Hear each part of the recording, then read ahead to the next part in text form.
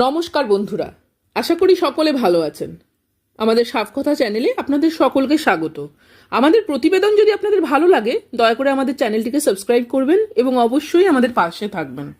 চলুন তাহলে শুরু করি আজকের প্রতিবেদন। আজকে গোটা রাজ্য দেখল এক মহিলার অপমান, তাকে ঘিরে ধস্তাধস্তি। খোদ মুখ্যমন্ত্রীর পাড়ায় প্রচারে বাধা দেয়া হলো মীনাক্ষীকে, সাথে ছিলেন সায়রা হালিম, সব্যসাচী চ্যাটার্জি। পরিস্থিতি শেষ পর্যন্ত ধাক্কাধাক্কিতে গিয়ে পৌঁছায়।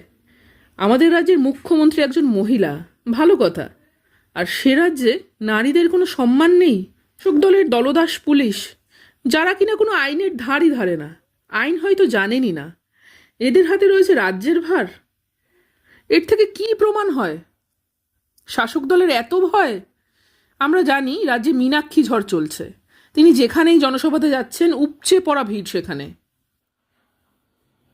এইভাবে কি গণতন্ত্রের মুখ বন্ধ করা যাবে? হরিশ চ্যাটার্জি লেনে কি কেউ প্রচার করতে যেতে পারবে না? কেন?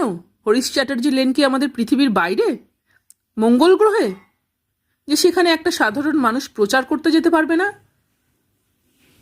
নাকি মুখ্যমন্ত্রীও ভয় পেয়েছেন? নাকি মুখ্যমন্ত্রীও বুঝতে পারছেন এরা যে মীনাক্ষী ঝড়?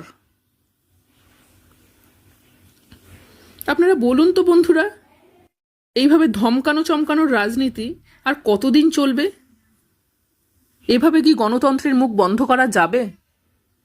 আরও এক দফার ভোট বাকি রয়েছে, অর্থাৎ সপ্তম দফা।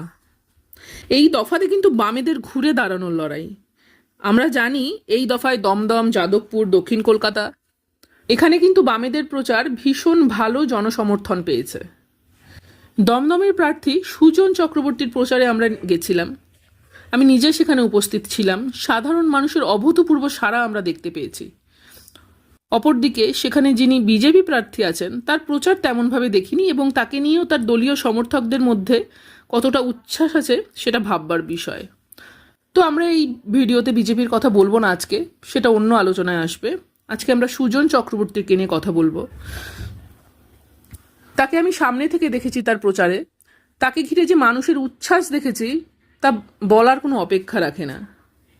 এটা বলা যায় যে সিপিআইএম এর যখন চূড়ান্ত খারাপ সময় গেছে, অর্থাৎ 2016 বিধানসভা এবং 2019 লোকসভায় বামভোট যখন পুরোটাই শিফট হয়ে গেছিল টিএমসি ও বিজেপির দিকে, এবং কার্যত 2021 যখন বিধানসভায় বামফ্রন্ট শূন্য বলে ঘোষিত হয়েছিল, এই অবস্থার মধ্যেও কিন্তু 2021 বিধানসভায় বামফ্রন্ট যে কটি জায়গায় তুলনামূলক কিছু শতাংশ ভোট বেশি পেয়েছিল, অর্থাৎ কিছুটা ভালো করেছিল, তার মধ্যে কিন্তু দমদম অন্যতম। যাদবপুর এই তালিকায় রয়েছে।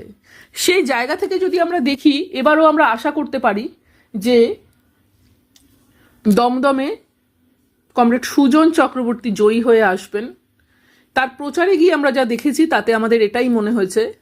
4 জুন আমরা দেখতে পারবো কি হবে, কিন্তু দমদম এবং মুর্শিদাবাদের মোহাম্মদ সেলিম ভালো করবে এই আশা করছি।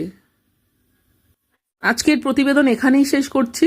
আমাদের প্রতিবেদন যদি আপনাদের ভালো লাগে, দয়া করে আমাদের চ্যানেলটিকে সাবস্ক্রাইব করবেন এবং অবশ্যই আমাদের পাশে থাকবেন। এবং আজকে সকলে সাবধানে থাকবেন। রেমাল নামে একটি ঘূর্ণিঝড় আসার কথা আছে। সবাই নিজেকে সাবধানে রাখবেন এবং ভালো থাকবেন। নমস্কার।